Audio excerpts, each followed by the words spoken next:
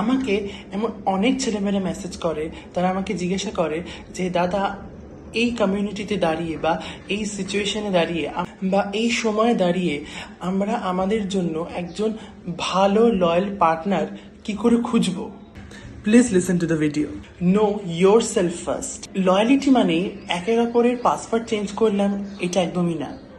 যদি তুমি সত্যি কারোর জন্য লয়াল থাকতে চাও, তাহলে নিজের কন্ট্রোলটা, সেলফ কন্ট্রোলটা সবার আগে জরুরি। Clarify what loyalty means to you.